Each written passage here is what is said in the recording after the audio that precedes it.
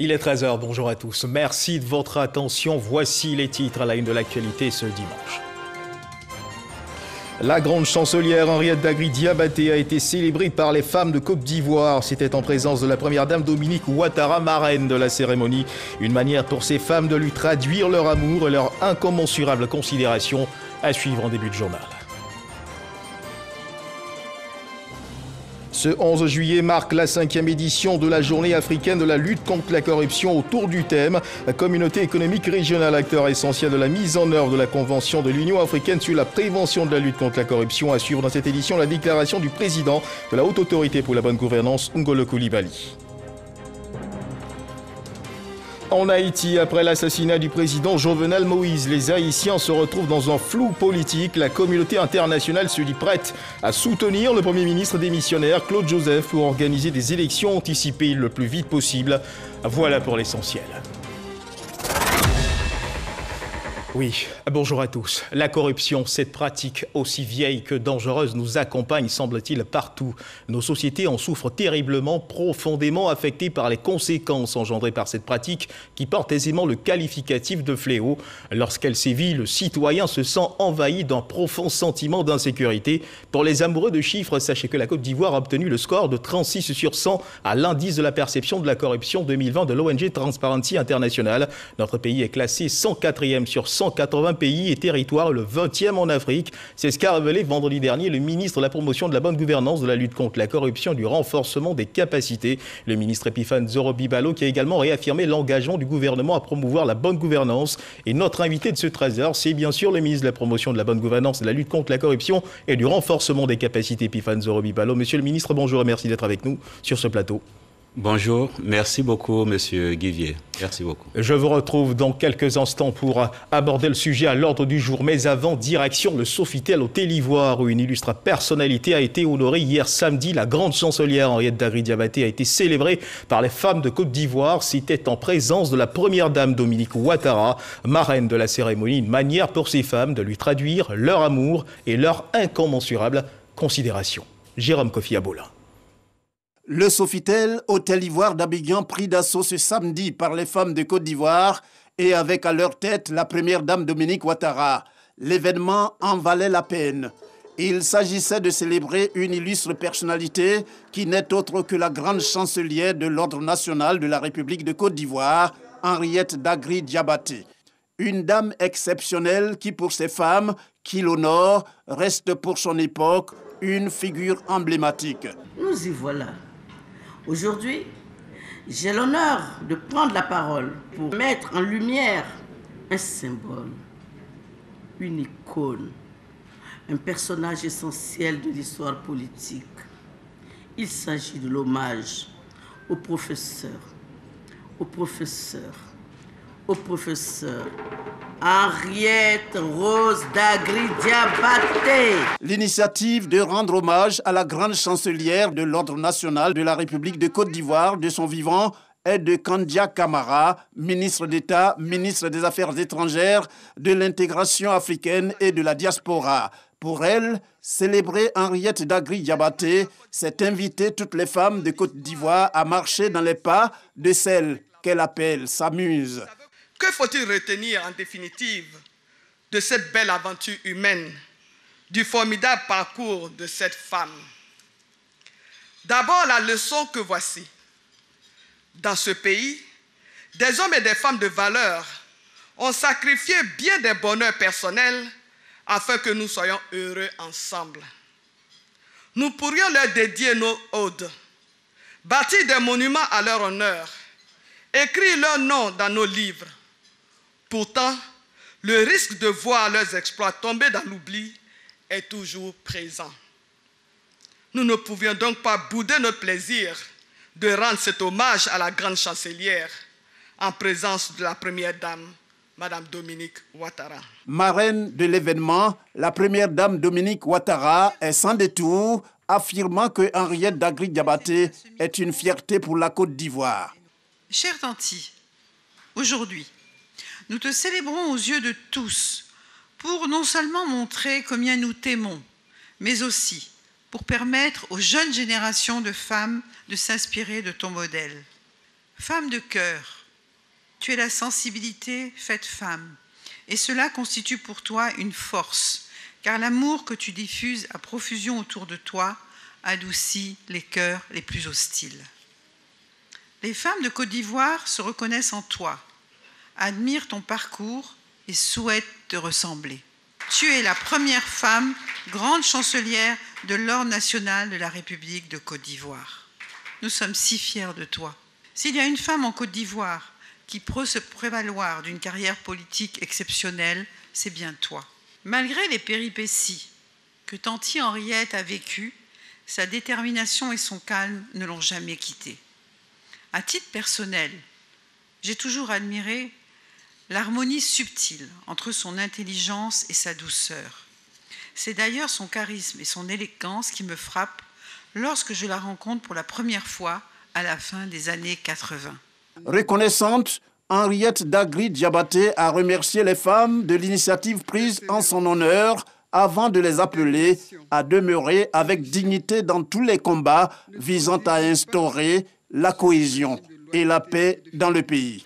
Femmes, et notamment femmes leaders, restez en cohérence avec vous-même, avec vos atouts qui sont réels, avec vos différences. Œuvrez sans relâche pour l'enracinement de la paix, la place et le statut des femmes dans la société.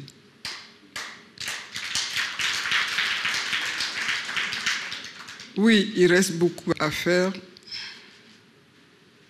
et c'est pourquoi je vous dédie cet hommage.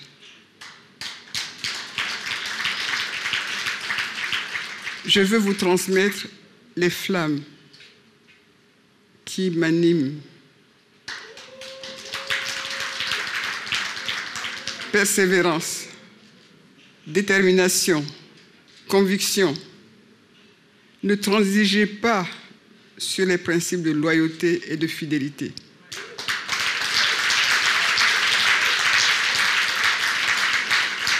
Ayez plutôt beaucoup de sagesse et de patience. Henriette Dagri Diabaté célébrée. Elle a reçu de la part des femmes qui lui ont rendu hommage de nombreux présents. Pour ces femmes, rien ne sera de trop quand il s'agit de magnifier celle qui, telle une femme de vision, d'action et de conviction, constitue à leurs yeux une icône sans pareil. Voilà, belle ambiance donc. À suivre à présent quelques réactions enregistrées au terme de cette cérémonie au micro de Jérôme Kofi Abola. Madame Henriette Dagri Diabaté est un modèle de loyauté, de fidélité, d'engagement dans le travail, dans la continuité, et c'est une femme d'excellence. Professeur Henriette Dagri Diabaté est pour notre pays un point de référence parce qu'elle s'inscrit dans l'histoire de notre nation. Et la grandeur d'un peuple s'apprécie par sa capacité à témoigner sa reconnaissance à ses enfants. En tant que femme publique, en tant que femme politique, nous sommes en train de suivre les traces de la grande chancelière. Et quand on a vu ces films, on a vu ces témoignages, on se dit, on peut y arriver. Dans la vie, il y a des gens qui ont œuvré à tous les niveaux, qui ont marqué leur passage dans la vie de la nation. Ces personnes-là méritent d'être honorées. Et c'est le cas du professeur Henriette Dagri Diabaté. C'est une dame extraordinaire, formidable dans ses relations avec les uns et les autres. Et toutes ces femmes qui avons été donc à côté d'elle, nous avons de Tanti reçu chacune une éducation, une leçon de vie, des messages forts pour ce que doit être la femme d'aujourd'hui, la femme ivoirienne. Un modèle pour les générations actuelles, mais un modèle aussi pour les générations futures. Et c'est une femme politique accomplie, et résiliente, qui est engagée et qui montre que lorsque les femmes sont engagées, sont déterminées, elles peuvent occuper leur place au sein d'une nation. Elle représente un modèle pour les femmes de Côte d'Ivoire. Et c'est en ce sens-là que nous sommes tous là ce matin pour donc la magnifier et pour qu'elle serve pour que les gens comprennent que c'est un modèle, c'est une icône, une femme d'exception, une femme de valeur, une femme douce et une femme qui œuvre pour la paix en Côte d'Ivoire. Aujourd'hui, cette cérémonie m'a beaucoup touchée. Lui rendre hommage, il faut qu'on nous rende hommage vivant. Et franchement, je remercie la première dame, je remercie le comité d'organisation. Henriette Dagri est une référence pour les femmes de Côte d'Ivoire. Et puis vous le savez, nous sommes dans la semaine de la commémoration de l'an 1 marquant la disparition de l'ex-premier ministre Amadou Gon Coulibaly. Une messe d'action de grâce a été dite ce dimanche 11 juillet 2021 pour le repos de son âme. C'était à la paroisse Bon Pasteur de la Riviera, en présence du Premier ministre Patrick Hachi et de plusieurs membres du gouvernement. À suivre à présent la réaction du Premier ministre Patrick Hachi au micro de notre reporter Godfrey Okambawa. Tout le monde sait aujourd'hui qu'il a consacré sa vie entière au service de la nation, des plus riches comme des plus pauvres, des gens de toutes conditions, de toute origine sociale, de toute origine politique, de toute origine géographique. Et il s'est donné à la tâche jusqu'à son dernier souffle. Ce sont des exemples qu'on ne voit pas beaucoup aujourd'hui. Nous, c'est un frère, c'est un ami, c'est un parent, on a appris à le connaître. Et un an après, tous ces événements, c'est pour témoigner à quel point il est présent dans nos cœurs. Même si ses yeux, je dirais nos yeux ne permettent plus de le voir, mais il est présent dans nos cœurs. Mais c'est également pour montrer à la Côte d'Ivoire tout entière la façon dont il sied de célébrer un grand homme de sa stature. Repos à l'âme du défunt Premier ministre. Dans la région du Tchologo, unis et solidaires, les populations font bloc autour du ministre d'État, ministre de la Défense, Téné Birahima Ouattara, un président du conseil régional, et mettent tout en œuvre pour travailler au développement de leur région. À Ouangolodougou, un des chefs-lieux de département, s'est tenue la deuxième session du conseil régional. Le développement et perspectives ont été les sujets au centre de cette deuxième session du conseil régional. C'est ce que nous rapporte Kader Sogodogo.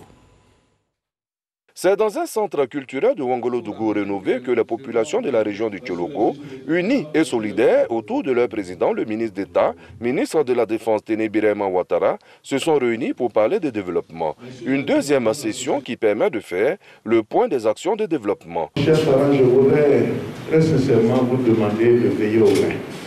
Parce qu'on a beau être super armé, la chose la plus importante pour contrer ce fléau, c'est le renseignement. Le renseignement bien mené contribue donc à réduire les risques d'attaque et d'autres à plus de 50%. C'est très important. Il faut que nous veillions, que nous pensons à la Côte d'Ivoire. Téné Birahima Ouattara, le président du conseil régional du Tchologo, appelé affectueusement TBO, entend poursuivre toutes ces actions de développement. Pour ce faire, les entreprises bénéficiant de marchés et qui ne les exécutent pas à temps verront ces marchés retirés. Tout compte fait, le meilleur reste à venir. Le Tchologo n'est pas la seule région qui est concernée par ce phénomène. Nous avons beaucoup d'entreprises qui compétissent, à qui nous attribuons des marchés, mais qui malheureusement à l'exécution font défaut. Et ceci est vraiment pénalisant pour les populations. Alors nous nous posons la question de savoir est-ce qu'on ne devrait pas aller vers des entreprises à capacité, toujours dans le cadre d'un appel d'offres, mais restreint cette fois-ci. Nous allons faire cette proposition, bien entendu, au ministre du Budget, et nous verrons s'il nous y autorise. Tant mieux, ça permettra au moins de poser des actes visibles et concrets pour les populations. Adama Diawara, ministre de l'Enseignement supérieur et de la Recherche scientifique, cadre du Tchologo, était présent à cette cérémonie. Dans le secteur de la défense, les forces spéciales, détachements d'élite de l'armée ivoirienne renforcent leurs capacités au contact des forces spéciales de l'armée des États-Unis. Elles se sont ensemble entraînées, un entraînement qui en est à cette deuxième édition et qui s'effectue dans le cadre d'un partenariat qui vise à renforcer les capacités des soldats ivoiriens dans la lutte contre les menaces de toutes sortes, au nombre desquelles le terrorisme. C'était à l'Académie internationale de lutte contre le terrorisme. C'est ce que nous confirme Abou Sanogo.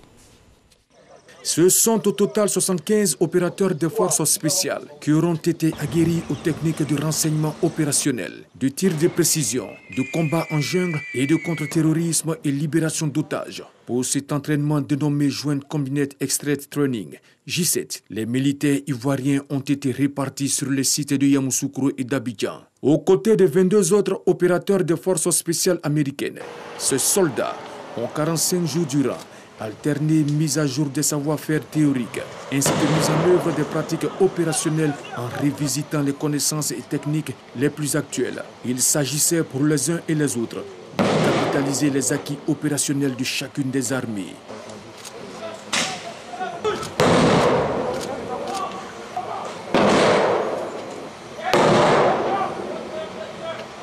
Pour le général de corps d'armée Lassina Doumbia, chef d'état-major général des armées, ce partenariat avec l'armée américaine est à saluer. Je voudrais surtout saluer la disponibilité de l'armée américaine à transmettre la grande expérience qui est la sienne dans la mise en œuvre et la conduite des opérations spéciales. Je peux affirmer sans me tromper que mes hommes ont beaucoup appris aux côtés de leurs frères d'armes américains. Et je traduis aux initiateurs de cette formation toute la reconnaissance des forces armées de Côte d'Ivoire. Pour l'ambassadeur des États-Unis en Côte d'Ivoire, Richard Bell, son pays ne pouvait que répondre favorablement à la sollicitation d'un pays important de la sous-région ouest-africaine, désireux de stabilité et de sécurité dans un environnement miné par des menaces de toutes sortes. Je suis heureux du partenariat entre les forces d'opération spéciales américaines et ivoiriennes. Je renouvelle mes félicitations à la Côte d'Ivoire et à la France pour leur heureuse initiative conjointe de créer 7 académies internationales de lutte contre le terrorisme. Les opérateurs de forces spéciales se sont vus décerner des diplômes. La coopération militaire entre la Côte d'Ivoire et les États-Unis est ancienne et multiforme. À côté de la manœuvre J7, il existe l'exercice Obagame qui se tient régulièrement avec la Marine nationale et un autre dénommé Flintlock qui se tiendra en 2022 en terre ivoirienne. Voilà, loin des champs d'entraînement, dans un environnement plus calme et plus serein, la directrice du guichet unique du Centre de promotion des investissements en Côte d'Ivoire, le CPC, Sandrine Teillan, a animé un point de presse pour présenter la nouvelle offre de services de création des entreprises en ligne. Elle a à cette occasion fait le bilan en matière de création d'entreprises depuis la mise en place du guichet unique en 2012. C'est ce que nous rapporte Jean-Louis Bango. Mise en place pour lever les entraves à la création d'entreprises en Côte d'Ivoire, le guichet unique de création d'entreprises a considérablement facilité la vie aux opérateurs économiques. C'est le constat que dresse la directrice du guichet unique du Centre de promotion des investissements en Côte d'Ivoire, CPC. L'opérationnalisation de ce guichet unique a permis une réduction du délai de création de 632 jours à 24 heures. Et une réduction du coût de 680 000 francs à 15 000 francs CFA pour une SRL au capital inférieur à 10 millions de francs CFA. À fin 2020, ce sont 90 000 entreprises qui ont été créées à ce guichet. La moyenne journalière de création est passée de 20 entreprises créées par jour à 90 entreprises. Un processus de création d'entreprise qui est dématérialisé depuis 2015 avec l'ambition d'apporter plus de transparence et de simplicité, freiné malheureusement dans son élan. Nous nous sommes confrontés aux difficultés liées à l'interconnexion des systèmes des administrations concernées, aux difficultés liées aux infrastructures, aux bugs informatiques, aux difficultés de paramétrage, à la conduite du changement et enfin au contre-coup de la crise sanitaire. Des aléas qui ont fortement impacté le fonctionnement du guichet, allant jusqu'à l'interruption de ses services. Le CPC a par ailleurs présenté sa nouvelle plateforme numérique dénommée e-entreprise, qui est désormais le procédé par lequel toutes les demandes de création d'entreprise devront être effectuées. Reportage signé Jean-Louis Bambo. La Covid-19 continue de sévir en Côte d'Ivoire. Chaque jour, de nouveaux cas de contamination sont enregistrés. À suivre l'évolution de la maladie dans notre pays.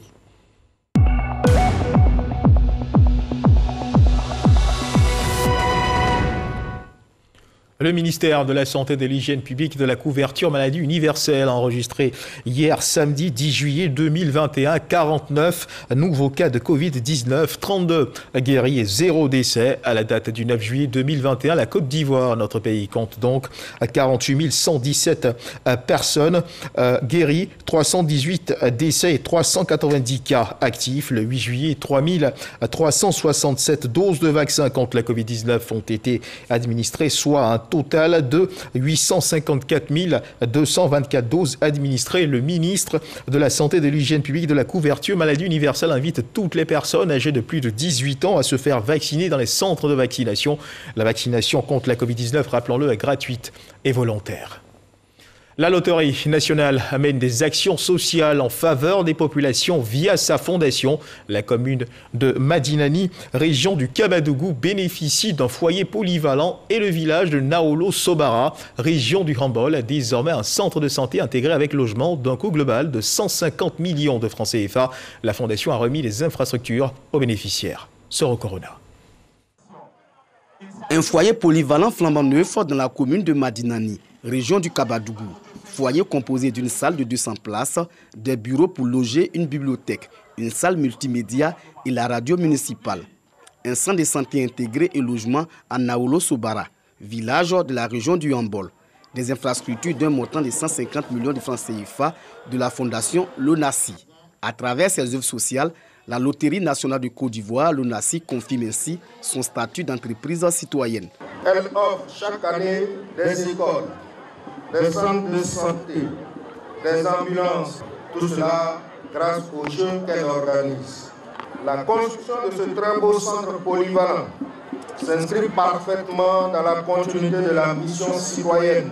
À Naolo Sobara, la fondation Lonasi va au-delà de la construction et de la livraison du centre de santé intégré. La Lonasi, en plus de ces bâtiments, va offrir les équipements. La commune et les populations bénéficiaires traduisent leur reconnaissance à la fondation donatrice. Ce qu'il était convenu d'appeler à l'époque le centre culturel de Madinani, anciennement construit par la mutuelle de développement de toute la sous-préfecture en 1985, c'est-à-dire qu'il y a 36 ans, était totalement en ruine et donc hors service. Au nom de toutes les populations de Naolo et sa mutuelle, Pessandourou et Dienguesso, remercier la Lonasi et sa fondation pour avoir doté notre village d'un centre de santé.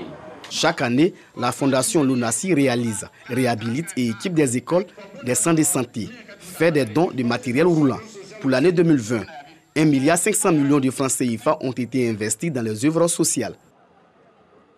La Côte d'Ivoire, à l'instar de tous les pays du monde, commémore ce dimanche 11 juillet 2021 la Journée internationale de la population instituée par les Nations Unies.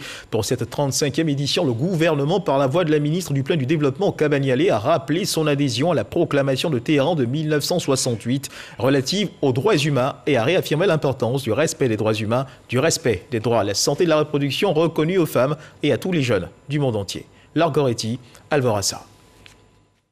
En collaboration avec ses partenaires techniques et financiers, l'État de Côte d'Ivoire a renforcé ses investissements dans les domaines sociaux, particulièrement en matière de santé de la reproduction.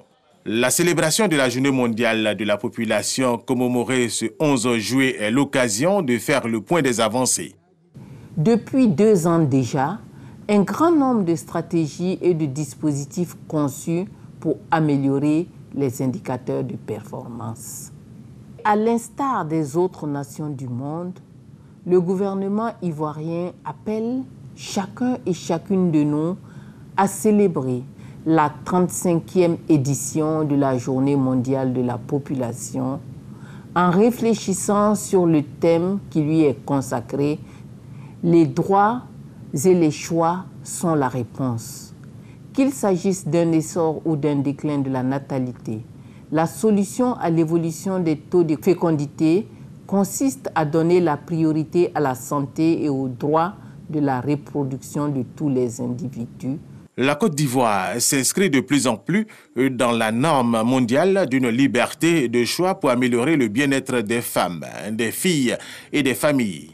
Avec la pandémie à Covid-19, des défis restent à relever pour garantir un exercice généralisé des droits de la santé et de la reproduction en Côte d'Ivoire. Pour Kaba Nialé, ministre du Plan et du Développement, il faut nécessairement un engagement de toute la population, des acteurs publics et privés. S'engager davantage à privilégier les investissements garantissant les droits et les choix de nos populations, surtout dans leurs tranches les plus vulnérables, les femmes et les jeunes. Car c'est grâce à l'engagement et à la mobilisation que la santé et les droits en matière de reproduction progressent de manière constante dans toutes les régions du monde. Avec des efforts supplémentaires, le changement de l'évolution de la population mondiale peut se faire en comptant aussi sur notre pays, la Côte d'Ivoire. Et ce 11 juillet, c'est la journée africaine de lutte contre la corruption. Cette 5e édition a pour thème Communauté économique régionale, acteur essentiel de la mise en œuvre de la Convention de l'Union africaine sur la prévention et la lutte contre la corruption. Suivons ensemble la déclaration du président de la Haute Autorité pour la bonne gouvernance, Ngolo Coulibaly, sur les actions de l'État ivoirien pour éradiquer la corruption. Laure Goretti, Alvorassa. L'application du protocole de lutte contre la corruption de la CEDEAO et la Convention de l'Union africaine sur la prévention et la lutte contre la corruption sont autant d'efforts consentis pour endiguer la corruption en Afrique et par ricochet en Côte d'Ivoire. À l'occasion de la 5e édition de la Journée africaine de lutte contre la corruption, le président de la Haute Autorité pour la bonne gouvernance, Ngolo Coulibaly, rappelle les actions de l'État ivoirien. La Haute Autorité pour la bonne gouvernance a préparé un guide. Ce guide sera mis à la disposition des secteurs publics et privés et de la société civile, sans oublier les médias et les partis politiques. En plus, la Haute Autorité pour la bonne gouvernance, en collaboration avec ses parties prenantes, est en voie de finaliser un projet d'introduction de l'enseignement de la lutte contre la corruption dans le système éducatif ivoirien.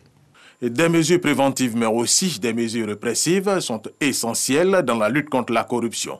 Pour cela, l'État ne cesse de renforcer et améliorer le cadre juridique et institutionnel. En mai 2021, une chambre spéciale a été créée pour juger les auteurs des infractions économiques et financières. Grâce à ces efforts, le pôle pénal économique et financier a été saisi de 305 dossiers sur la période d'octobre 2020 à juin 2021. Depuis cette date, ce sont au total 473 personnes qui ont été inculpées pour corruption, enrichissement illicite, blanchiment de capitaux ou détournement de deniers publics. Selon le président de la Haute Autorité pour la bonne gouvernance, la lutte contre la corruption est un combat national qui pourrait contribuer efficacement au processus de développement de la Côte d'Ivoire. Reportage de Laure Goretti de Alvorassa. Il n'y a pas meilleure transition pour aboutir au Dimanche Magazine de ce 11 juillet 2021. Monsieur le ministre Epiphane Zoro, merci d'être avec nous ce 13h. Merci, monsieur Guivier. Je rappelle que vous êtes le ministre de la promotion de la bonne gouvernance, de la lutte contre la corruption, du renforcement des capacités. Monsieur le ministre, avec vous, nous parlerons de lutte contre la corruption. Nous ferons le point des avancées, mais avant, aidez-nous à comprendre certains chiffres. Les chiffres que voici. La Côte d'Ivoire a obtenu le score de 36 sur 100 à l'indice de la perception de la corruption 2020 de l'ONG Transparency International, et notre pays est classé 104e sur 180 pays et territoires et 20e en Afrique. Ces chiffres, que révèlent-ils concrètement ? Merci beaucoup. La question de la lutte contre la corruption est aujourd'hui au cœur de la politique du gouvernement. Et le classement de 2020 de l'ONG Transparency International, qui donne 36 points sur 100 à la Côte d'Ivoire, au niveau de l'indice de perception de la corruption, indique les efforts que nous avons encore à faire pour nous hisser au rang des pays les moins corrompus du monde.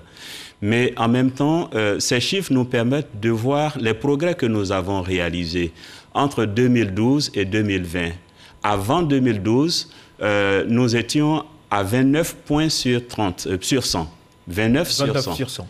29 sur 100, et vous devez noter que la moyenne au niveau de l'Afrique subsaharienne, en termes d'indice de perception, c'est au taux de 32 points, 32 sur 100 au niveau de l'Afrique subsaharienne. Et nous étions en deçà de la moyenne de l'Afrique subsaharienne, nous étions à 29. Ça, je vous parle de 2012. Depuis 2012 jusqu'en 2020, des progrès ont été réalisés et qui nous ont permis de gagner 36 points au-delà de la moyenne de l'Afrique subsaharienne qui est de 32. Nous sommes à 36 points, et donc nous avons gagné 7 points.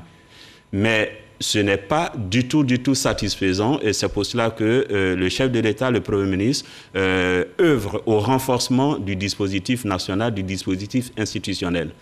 La lutte contre la corruption est un phénomène extrêmement complexe, est une œuvre extrêmement complexe.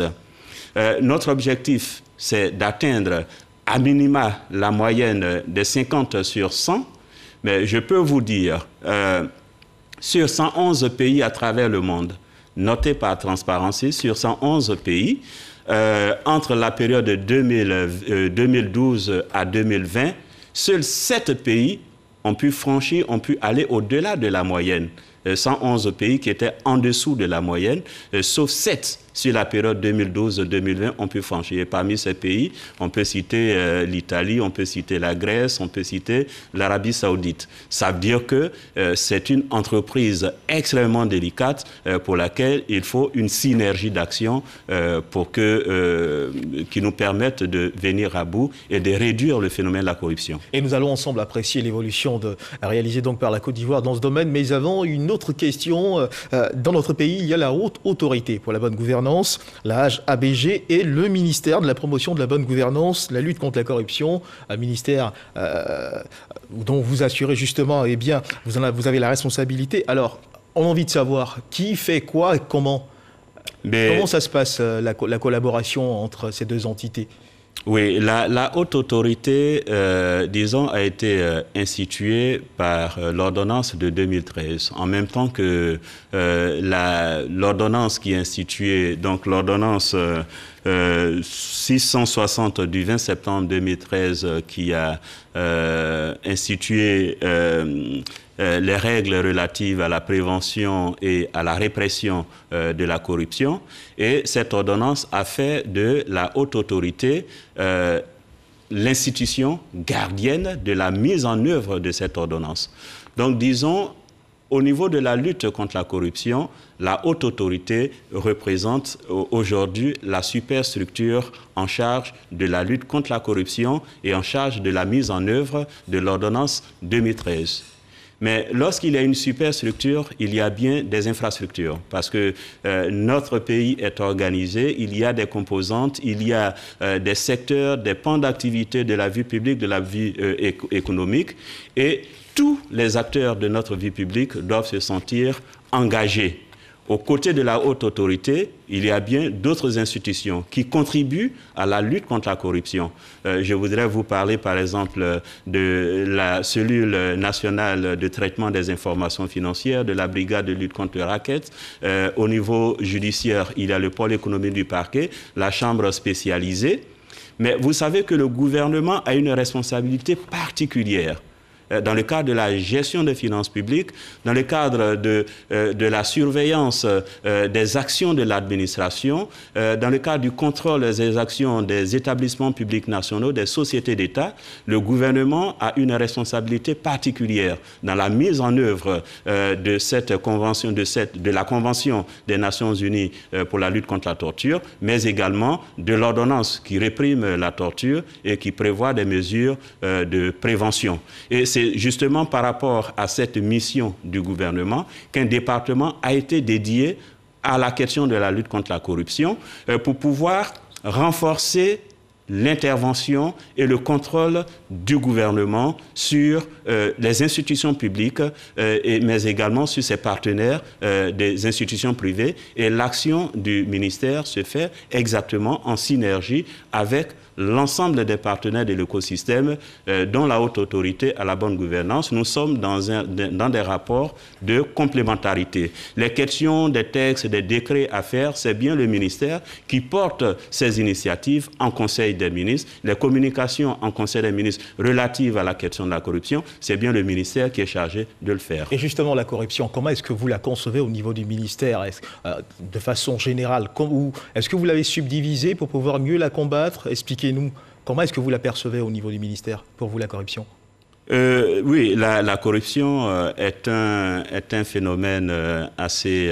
parce que il faut déjà se demander, c'est quoi la corruption? Il y a plusieurs définitions. Retenons la définition de la Convention des Nations Unies, qui est aujourd'hui l'outil de référence. La corruption au sens strict, où un agent public reçoit quelque chose en contrepartie de sa prestation légale, reçoit des faveurs, des avantages indus en contrepartie d'une prestation légale. Il y a toutes les questions de trafic d'influence, il y a toutes les questions de conflit d'intérêts, il y a toute la question des cadeaux, il y a toutes les questions des fraudes, que ce soit au niveau fiscal, que ce soit au niveau d'entrée dans la fonction publique. Donc, disons, la corruption touche tous les secteurs de notre vie publique. D'accord. Et monsieur le ministre, vous parliez à l'instant de cette complémentarité, permettez-moi de vous couper, vous parliez à l'instant de cette complémentarité qui existe entre la Haute Autorité pour la bonne gouvernance et votre ministère. Rappelons juste que cette institution a été créée depuis 2013. Ces missions sont rappelées dans cet élément que nous allons suivre, élément réalisé par Sidonie Davila. Le classement 2020 de l'indice de perception de la corruption indique que plusieurs pays africains sont dans la zone rouge. La Côte d'Ivoire, qui accentue la lutte contre ce fléau depuis de nombreuses années, ne baisse pas les bras. La création d'un organe de prévention et de lutte contre la corruption et les infractions assimilées est la preuve que la lutte contre la corruption passe au premier plan pour les autorités ivoiriennes. D'où la mise sur pied de la Haute Autorité pour la bonne gouvernance, organe dont la mission principale est la prévention et la lutte contre la corruption et les infractions assimilées.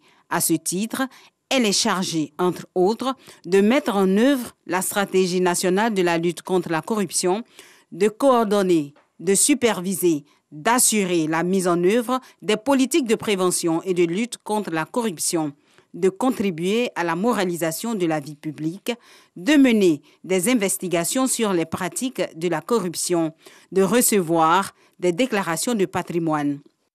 Dans le cadre des missions mentionnées ci-dessus, la Haute Autorité pour la bonne gouvernance peut demander aux administrateurs, aux institutions et aux organismes publics ou privés ou à toute personne physique ou morale de lui communiquer tout document ou information qu'elle juge utile. Le refus délibéré et injustifié de communiquer à la Haute Autorité pour la bonne gouvernance les informations ou documents requis constitue une infraction d'entrave à la justice. Ministre, votre réaction par rapport à cet élément de Sidonie Davila, vous êtes en accord parfait avec tout ce qui a été dit dans ce reportage? Oui, absolument. Et la question de la lutte contre la corruption est une question d'intérêt national et toutes les contributions, toutes les initiatives sont à saluer et sont à soutenir. Je vous le disais tout à l'heure, la Haute Autorité représente la superstructure, mais chaque entité à son niveau a, de par l'ordonnance de 2013, l'obligation de prendre des mesures idoines, des mesures pour renforcer l'intégrité, des mesures pour renforcer la transparence dans la gestion de la chose publique. Et le gouvernement est en train de faire sa part à travers le ministère en charge de la lutte contre la corruption et de la promotion de la bonne gouvernance. Et je vous l'ai dit, c'est une action en synergie avec la Haute Autorité. Il y a des initiatives dont la Haute Autorité a l'exclusivité, notamment les questions de déclaration de patrimoine en début de mandat, pendant le mandat, en cours de mandat, pour vérifier s'il y a des questions d'enrichissement illicite ou pas. Le gouvernement, la Haute Autorité, a une compétence sur l'ensemble des institutions, notamment les institutions judiciaires, les institutions au niveau du Parlement, mais le gouvernement a décidé de prendre le taureau par les cornes et de jouer sa partition à travers le ministère en charge de la lutte contre la corruption. Et je l'ai dit, c'est en synergie avec l'ensemble des intervenants de l'écosystème, y compris en synergie avec la haute autorité. Et permettez-moi de rebondir justement sur cette partition que le ministère doit jouer. Quelle est votre stratégie pour venir à bout de la corruption le ministère? Oui, il y a plusieurs approches que nous sommes en train d'élaborer en concertation avec tous les intervenants que j'ai cités tout à l'heure d'entre deux propos.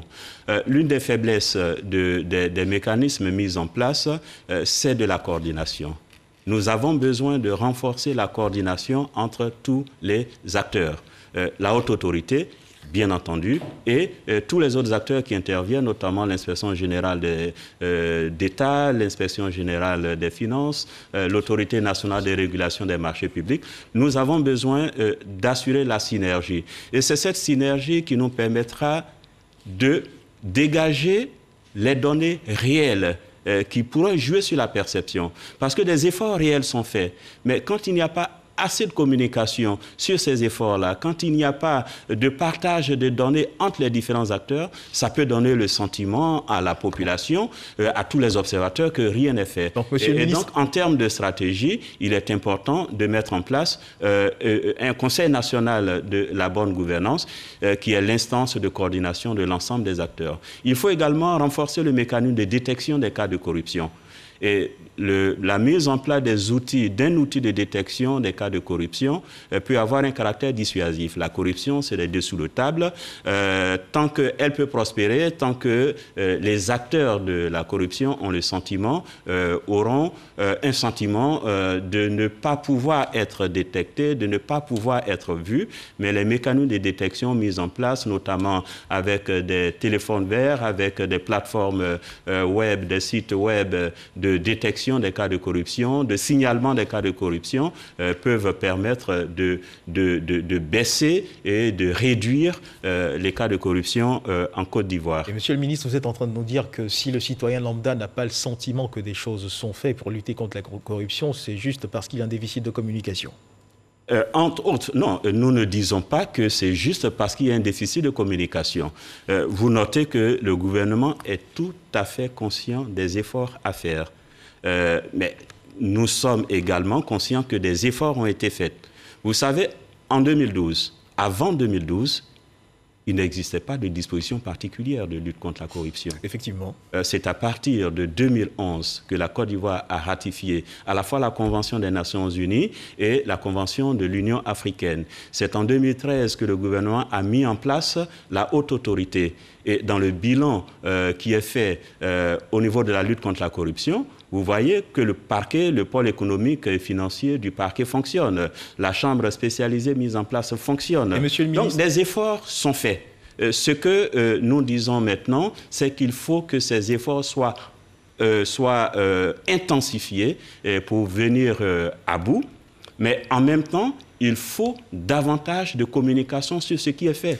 C'est important pour la perception, mais c'est important également pour les potentiels auteurs de savoir que, tiens, des actions sont menées. Effectivement, et parlons justement de ces actions. Nous savons que la volonté politique existe, avec la volonté affichée du chef de l'État de lutter contre ce fléau, d'où la création de votre ministère. Mais nous faisons également allusion à ces directeurs généraux d'entreprise, cela fait l'actualité, permettez-moi d'en parler, qui ont été suspendus suite à des audits en cours dans leur entreprise. Quelle analyse faites-vous de ces décisions, Monsieur le ministre ? Oui, c'est le gouvernement. C'est l'actualité aussi. Je disais tout à l'heure, oui, c'est le gouvernement et le président de la République, le chef du gouvernement, son Excellence M. Patrick Hachi, qui ont décidé de faire en sorte que le gouvernement prenne toute sa place dans la lutte contre la corruption. Et les établissements publics dont vous parlez, les sociétés d'État dont vous parlez sont placés sous la tutelle des différents ministères techniques et également du ministère du Budget. Donc la gestion de ces entreprises, la gestion de ces établissements publics incombe au premier chef, au gouvernement. Et dans la lutte contre la corruption, le partenariat avec les médias, le partenariat avec les lanceurs d'alerte est une action essentielle. Et c'est à travers notamment les alertes que nous avons reçues, les alertes que le gouvernement a reçues, que des audits ont été initiés. Il y a deux types d'audits. L'audit de conformité anticorruption et l'audit de gouvernance, mais également les audits financiers et comptables, qui sont des audits classiques. Mais l'audit de conformité et de conformité anticorruption reste quelque chose d'innovant, mais tiré de l'ordonnance de 2013. Donc, un certain nombre d'audits de conformité anticorruption ont été réalisés dans quelques entreprises et ces audits ont révélé des failles en matière de gouvernance. Mais également, ces failles ont été confortées par divers rapports que nous avons reçus. Ces audits vont-elles se poursuivre ? Ah oui, bien sûr. Les audits vont se poursuivre, les audits vont s'étendre. L'objectif est justement de dire aux dirigeants de société qu'ils sont... C'est une responsabilité de gérer une société. C'est une responsabilité de gérer les fonds publics. Il faut les gérer avec intégrité, avec transparence, mais également il faut rendre compte. Et le président de la République et le chef de gouvernement ont décidé d'intensifier la répression. Vous voyez, avant même la fin de ces audits, eu égard aux indices graves qui ont été constatés dans le cadre de la gestion de certaines entreprises, il y a eu des suspensions de directeurs généraux pour permettre à ce que les audits se passent en toute transparence, en toute indépendance. Certains d'autres acteurs se retrouvent aujourd'hui dans les liens de la détention. Les audits vont se poursuivre, mais in fine, il s'agira pour le gouvernement d'instaurer des dispositifs de conformité anticorruption et de renforcer la bonne gouvernance dans les sociétés d'État et les entreprises publiques. Alors, ces audits vont-ils se poursuivre? Vous venez de répondre à la question, mais jusqu'où êtes-vous prêt à aller pour satisfaire aux missions qui vous ont été assignées? Parce qu'il y a de fortes chances, il est possible que certains de vos collaborateurs se retrouvent pris dans les taux. Oui, absolument. Est-ce que vous tiendrez compte de cet aspect des choses, Monsieur le Ministre? Nous sommes disposés, enfin, nous sommes engagés à lutter contre la corruption et à mettre en œuvre les obligations de la Côte d'Ivoire, les obligations du gouvernement tirées de l'ordonnance de 2013, mais également tirées de nos engagements internationaux. Et les consignes du chef de l'État sont claires. Aucune tolérance n'est acceptable. Aucune flexibilité donc. Aucune flexibilité n'est acceptable, qu'il s'agisse de membres de gouvernement, de directeurs généraux, de quelque bord qu'ils se trouvent. Il s'agit d'assurer de la transparence et de faire en sorte que chacun puisse répondre de ses actions. Alors, Monsieur le Ministre, la corruption, comme on le dit, touche tous les secteurs, pas seulement la gestion des entreprises, mais également les organisations au service public, les concours. Il nous revient fréquemment que pour accéder à certains concours de la fonction publique, il faut débourser de l'argent. Est-ce que vous avez vent de ces informations? Oui, c'est des informations que nous avons et qui sont tirées de la perception des cas de corruption. Il y a des secteurs, au regard des différentes études de transparence, mais également de nos propres études. Il y a l'étude conduite en 2018 par l'Institut national de statistique, qui présente des secteurs d'activité comme les secteurs les plus exposés à la corruption. Nous avons le secteur de la justice, le secteur de la construction, nous avons le secteur de la santé. Mais il y a également certaines fonctions qui sont les plus exposées à la corruption, les fonctions de passation de marché et, vous l'avez bien souligné, la question des concours. De l'accès à la fonction publique, qu'il s'agisse de concours de la fonction publique ou de concours au niveau de police, de la police, de l'armée. Ce sont des perceptions, mais des mesures sont en train d'être prises et des opérations sont en train d'être initiées. Nous n'allons pas dévoiler toute la stratégie mise en place que nous comptons mettre en place pour démanteler ces réseaux éventuels, mais soyez sûrs, et vous avez noté toutes les mesures prises mise en place récemment au niveau de l'éducation nationale pour endiguer la corruption et la fraude dans les examens à grand tirage. Et juste avant de conclure rapidement, un cas pratique rapidement, Monsieur le ministre, supposons que je suis victime d'un cas de corruption, que je veux dénoncer cette situation avec preuve à l'appui. À qui est-ce que je dois m'adresser rapidement? Est-ce qu'il existe un numéro vert, un service qu'il faut contacter? Et il y a plusieurs acteurs, comme nous l'avons souligné tout à l'heure. La haute autorité à la bonne gouvernance, qui est, j'allais dire, l'acteur majeur qui s'occupe de la superstructure en matière de lutte contre la corruption, mais il y a également nos cours et tribunaux, il y a le pôle économique et financier du parquet, mais depuis la création de notre département ministériel, nous recevons énormément de situations d'alerte, énormément de dossiers. Nous sommes au plateau, à la tour A, au 4e étage, et nous sommes accessibles, nous sommes joignables. Ensemble avec toutes les parties prenantes, nous sommes en train de mettre en place une plateforme de signalement et de détection des cas de corruption. Et cette plateforme, une fois opérationnelle, sera vulgarisée de sorte que des personnes en toute sécurité et en toute confidentialité, pour ceux qui le souhaitent, peuvent porter des cas de corruption et soyez sûrs qu'une suite va être ça ira quelque part? Ah oui, absolument. L'Ivoirien a coutume de dire « je peux faire tout ce que je veux ». Ça n'ira nulle part, ça ne va pas aller quelque part, mais nous disons, vous pouvez faire confiance au gouvernement, merci, vous pouvez faire confiance à toutes les initiatives, cette fois, ça ira quelque part. On a compris votre message, Monsieur le ministre. Direction l'Haïti, après l'assassinat du président Jovenel Moïse, les Haïtiens se retrouvent dans un flou politique. Le Premier ministre démissionnaire Claude Joseph bénéficie du soutien de la communauté internationale pour organiser des élections et la société conteste ce choix et cette ingérence. La communauté internationale se dit prête à le soutenir pour organiser des élections anticipées. C'est la fin donc de ce journal. Juste avant de refermer les pages de cette édition, je rappelle que nous recevions dans le cadre du magazine de ce dimanche le ministre de la promotion de la bonne gouvernance, de la lutte contre la corruption, du renforcement des capacités Pifan Zoro-Bibalo, avec lequel nous avons fait le point des avancées en matière de lutte contre la corruption en Côte d'Ivoire. Merci de nous avoir suivis. Dieu nous garde. Dieu garde la Côte d'Ivoire.